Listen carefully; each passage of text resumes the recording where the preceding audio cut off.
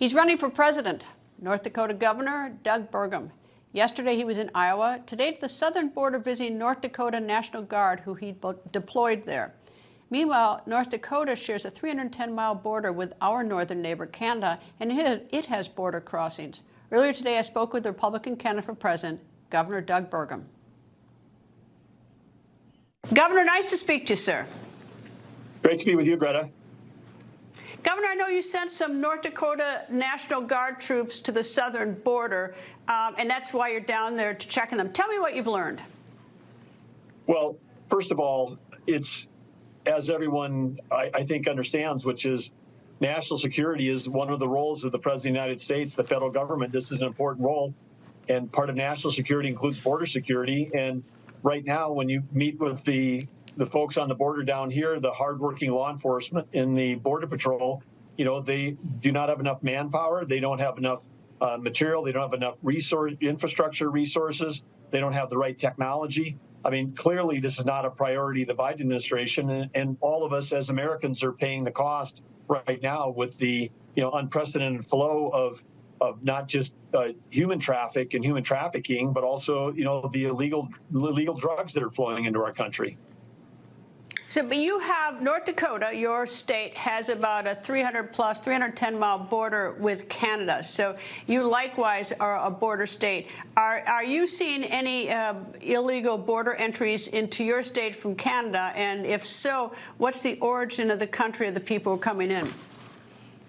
Well, in North Dakota, yes, we do have a long border, 360 miles, 18 border crossings, and of course with under the Biden administration, with people taking early retirement, people getting out of law enforcement. I mean, one of the things that's happening at the southern border is that if you are joined to do law enforcement and now you're actually just spending your entire day doing paperwork, and I mean paperwork, I don't mean that there's automated systems, but processing all the people that are coming through and then are being shipped around the United States, the federal government is pulling people off the northern border down to the southern border. So now I think we've seen it in New Hampshire.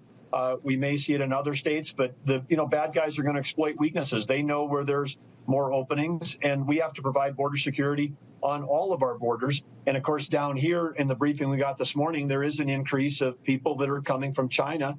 There's direct flights now that are flying from China directly into places like Tijuana and Monterey from China. And of course, maybe they're coming for vacation, but this is an opportunity to have a flow of people and the flow of fentanyl into our country. We took this show in April to Colombia, to the staging ground for the Darian Gap, and the Chinese were coming in. For instance, they're flying to Ecuador since there are no visa requirements. There a lot of people were coming from Venezuela walking. They're coming coming from Afghanistan, from countries in Africa. They're coming from all over, and they're making their way up the Darian Gap. But I'm curious, what nationalities might be coming into Canada and then into North Dakota? Do you have any idea, where they're from? Well, at least thankfully in North Dakota, we believe that virtually everyone is coming through one of the legal ports of entry. It's just the opposite down here, where there are hundreds of thousands of people that are crossing illegally. In the sector briefing we had this morning, 98 different countries had crossed in the first 6 months of the year into our country. And again, when you talk about the fentanyl, I mean, last year under Joe Biden, 110,000 deaths in this country, 70% of those related to fentanyl poisonings, I'll call them, not overdoses, because there's no appropriate dose of fentanyl. And the year before, 107,000. And those are statistics hard to imagine. Those are like entire cities. But think of that, Greta, that's 300 people a day. These are sons and daughters and nieces and nephews and moms and dad that we're taking mass casualties because we're not controlling our border.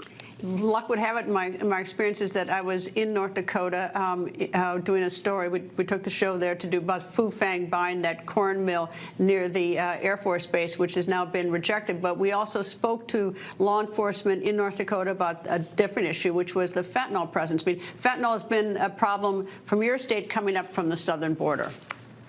Yes, every state now is a border state.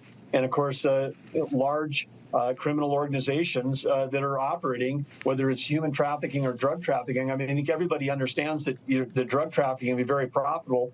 in the briefing we had this morning, in this one small sector, they're estimating $28 million a week are exchanging hands between people that are trying to enter the country illegally, that are paying off the cartels to have access to cross in like toll fees that are paying in. These are just, there's a huge economic business that's going on the other side of the border. There are a number of Ukrainians who are in North Dakota right now working. Obviously, they're not American citizens. I don't know what their status is here, but in North Dakota, you have a need for workers. So, I mean, what is the status of the Ukrainian refugees who come into North Dakota? Well, actually, our oil and gas industry is making a concerted effort with a great program to try to support Ukrainians and create opportunities for them to come and work in the oil fields in North Dakota. As you know, we're one of the largest energy-producing states in the nation, and we do it. You know, if you care about the environment and if you care about the American economy, you'd want to have every ounce of energy produced in America, because we do it cleaner, safer, and smarter here than anywhere else in the world. And of course, you've got, you know, Joe Biden and his administration going to places like Venezuela. I mean, we have to be selling energy to our friends and allies and stop buying it from our adversaries. And we have to use energy as a tool. China imports more oil and gas in a single day than any other country. They're the most energy insecure country in the world. And we have Blinken, Yellen, and Kerry over there, and no one even talks about energy as a tool, as a weapon that we can use in negotiating with the second largest economy in the world, because they're too busy trying to shut down ours. But we're trying to grow ours. The Ukrainian workers that are coming over on visas legally and entering those communities, we're thrilled to have them and hope that more will join us. Governor, thank you very much for joining me. I hope you come back. It's going to be a long campaign, so we'll have a lot of chance to talk, I hope, sir. Great, Greta, and thanks for having on, and glad you've been to North Dakota. Have a great day.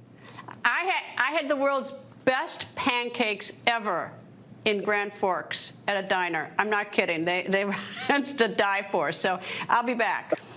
Okay, great. Thank you.